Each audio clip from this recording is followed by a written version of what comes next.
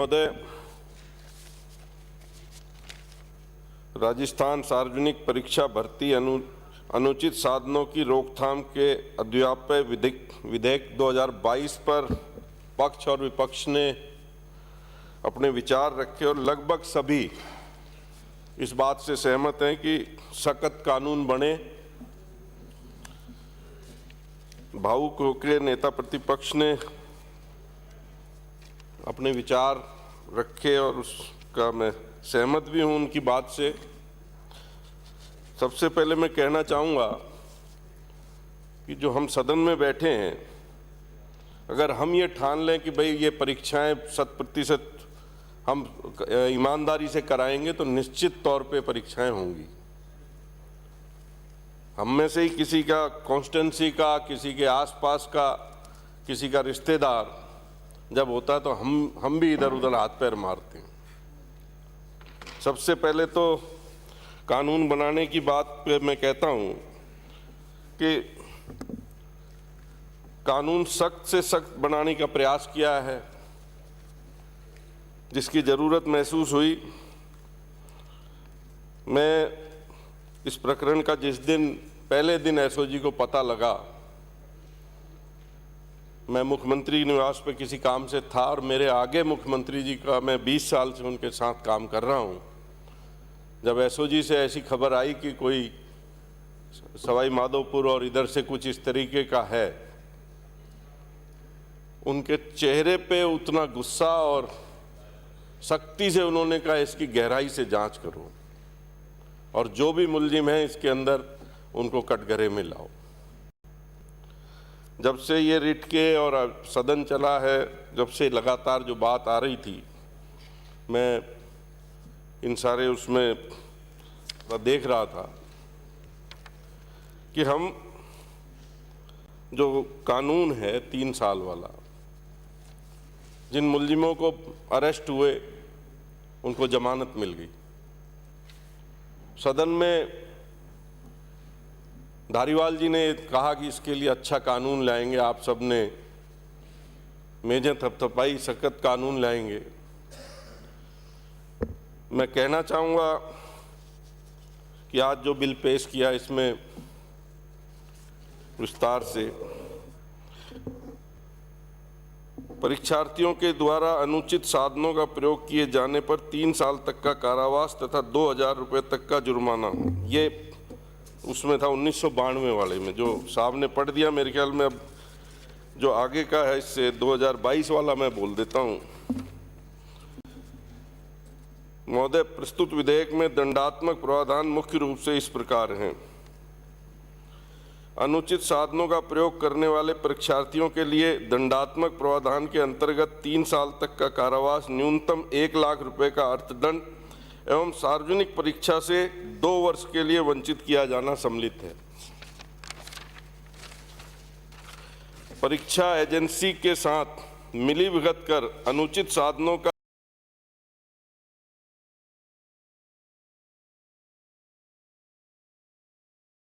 प्रयोग करने वाला परीक्षार्थी सहित कोई भी व्यक्ति को 5 से 10 वर्ष तक का कारावास एवं 10 लाख से 10 करोड़ रुपए तक का अर्थदंड दिए जाने का प्रावधान किया गया है।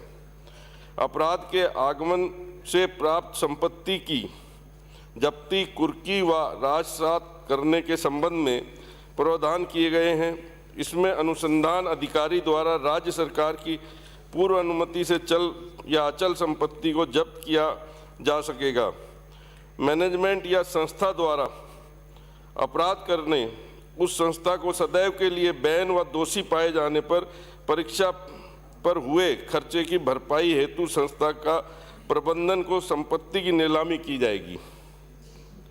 इस प्रकार के अपराध संज्ञेय और जमानती एवं नॉन कंपाउंडेबल होंगे। अपराधों के ट्रायल के लिए सेशन कोर्ट का प्रावधान किया गया है तथा अनुसंधान के अतिरिक्त पुलिस अधीक्षक के स्तर के अधिकारी या उससे ऊपर के अधिकारी द्वारा किया जाएगा।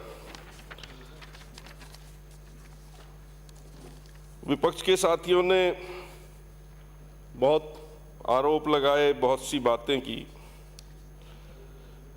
2013 से 18 में 12 परीक्षाओं में से 5 परीक्षाओं के पेपर लीक हुए।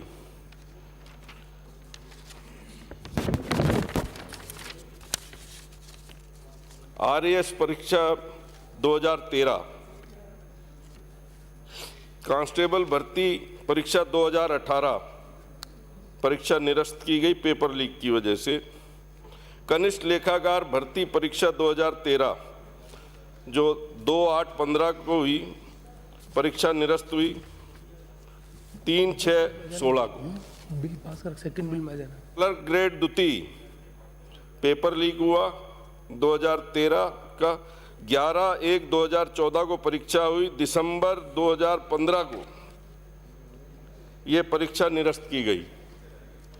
जेल प्रहरी परीक्षा 2016, 24/1/2016 को परीक्षा निरस्त की गई। कुल 12 परीक्षाएं आपके टाइम में हुई, जिसमें 5 परीक्षाओं में पेपर लीक हुए। तो मैं कहना चाहूंगा, हमने 2019 से 2022 तक लगभग 80 परीक्षाएं हुई हैं, जिसमें 2 में पेपर लीक हुआ, 1 में कोई धोखाधड़ी का, दूसरा तो 3 परीक्षाएं निरस्त हुई हैं।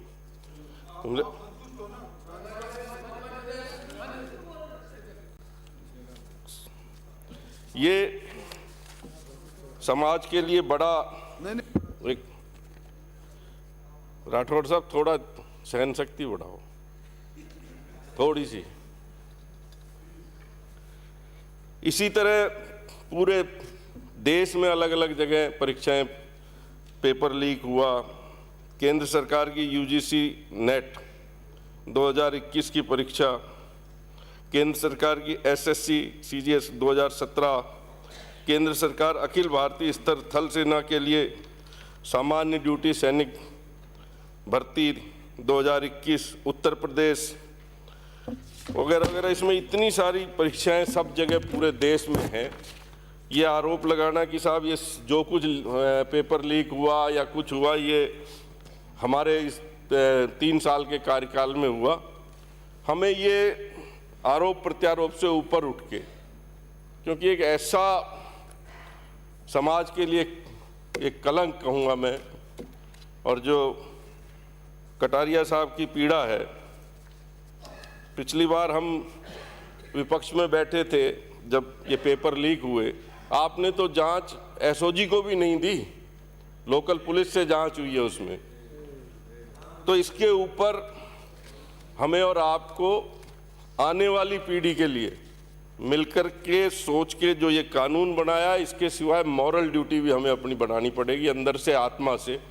और इस कानून को लागू करके हम आने वाले जो समय में, जैसे 3 साल की थी तुरंत जमानत हो गई, कुछ सख्ती जरूर इससे आएगी। और ऐसा ये नहीं है कि कोई आखिरी कानून हो गया या आखिरी इसका, अगर इसमें समय के साथ और कोई उपाय आएंगे, कोई चीज़ें आएंगी, तो और इसमें धाराएं जुड़ जाएंगी।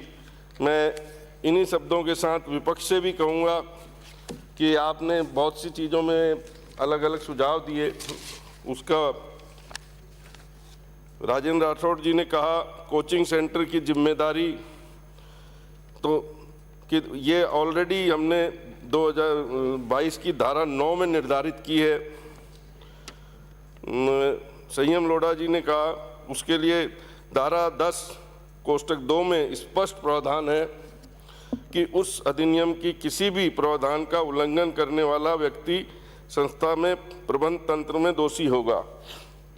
तो ये सारी चीज़ें हैं। माननीय मुख्यमंत्री जी इस पे संवेदनशील हैं।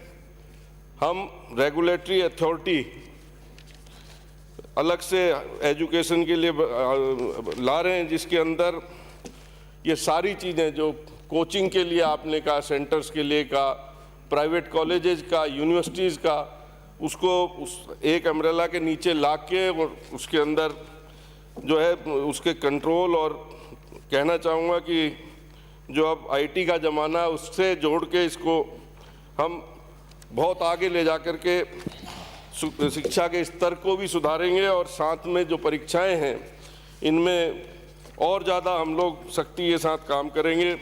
इन्हीं शब्दों के साथ मैं प्रश्न यह है कि राजस्थान सार्वजनिक परीक्षा भर्ती में अनुसूचित साधनों के रोकथाम अध्युपाय विधेयक 2022 को जनमत जानने हेतु परिचालित किया जाए। जो पक्ष में वहाँ गए हैं, जो पक्ष में ना गए हैं, जो पक्ष में वहाँ गए हैं, जो पक्ष में ना गए, ना पक्ष जीता विधेयक को जनमत जानने हेतु परिचालित करने का संशोधन प्रस्ताव अस्वीकार किए गए। प्रश्न यह है कि राजस्थान सार्वजनिक परीक्षा भर्ती में अनुसूचित साधनों की रोकथाम के अध्युपाय विधेयक 2022 को विचाराधीन लिया जाए। जो पक्ष में वहाँ गए, जो पक्ष में ना गए, हाँ पक्ष जीता विधेयक को विचाराधीन लिया गया। खंड से विचार, खंड 2 से 20 कोई संशोधन नहीं। प्रश्न